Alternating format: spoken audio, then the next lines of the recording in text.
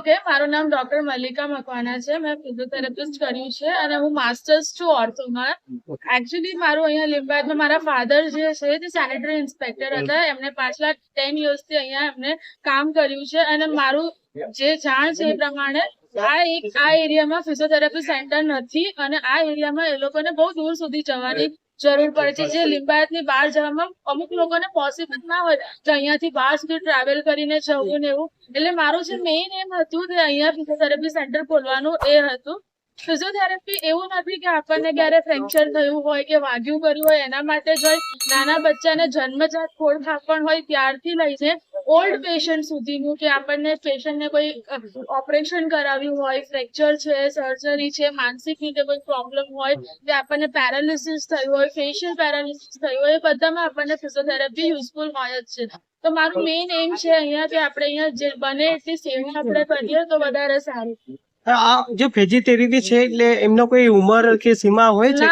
ના સર, માણસ જયારે જન્મે તરત આપણે 1 કલાકનું બચ્ચું હોય એને બી આપણે ફિઝિયોથેરાપી આપી શકીએ છીએ. કે માણસ બને જેટલું ઓલ્ડ પેશન્ટ હોય એને પણ આપણે ફિઝિયોથેરાપી આપી શકીએ. ફિઝિયોથેરાપી માટે કોઈ લિમિટેશન્સ નથી. બીજી વસ્તુ એ કે આપણે ફિઝિયોથેરાપી જે બીજી બધી મેડિકલ જે વસ્તુ હોય આપણે મેડિસિન થી, ઓપરેશન થી એવી રીતે આપણે ટ્રીટ કરી શકીએ છીએ. ફિઝિયોથેરાપી જે છે તે સર્જરી ને પ્રિવેન્શનમાં ખાસ કરીને વધારે હેલ્પ કરે છે.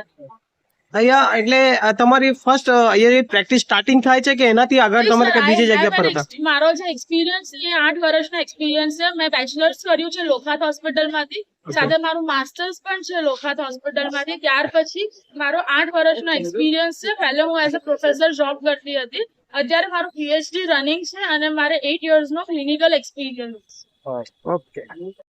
આ લિંબાયત વિસ્તારની અંદર જે અમારા આરોગ્યમાં મકવાના સાહેબ કરીને હતા, એમની દીકરી મલ્લિકાબેન, ડોક્ટર મલ્લિકાબેન, તો એમને આ વિસ્તારની અંદર આ સ્લમ પોકેટની અંદર જે ફિઝિયોથેરાપીનું દવાખાનું ચાલુ કરવામાં આવ્યું છે એ બદલ હું એમને ખૂબ ખૂબ શુભેચ્છા પાઠવું છું.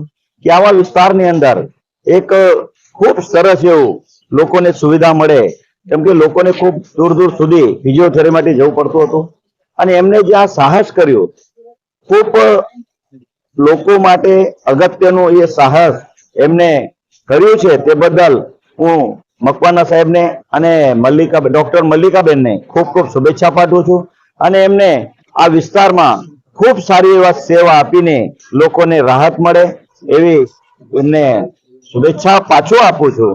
અને આ વિસ્તારમાં સ્લમ પોકેટની અંદર આ સાહસ કરવું એમના માટે ખૂબ સારું એવું, ઈશ્વર એમને ખૂબ ખૂબ પ્રગતિ આપે, એમનું પણ હેલ્થ સારું એવું રાખે, એ સાથે ખૂબ સારી પ્રેક્ટિસ કરીને લોકોને સુવિધા આપે એવી શુભેચ્છા.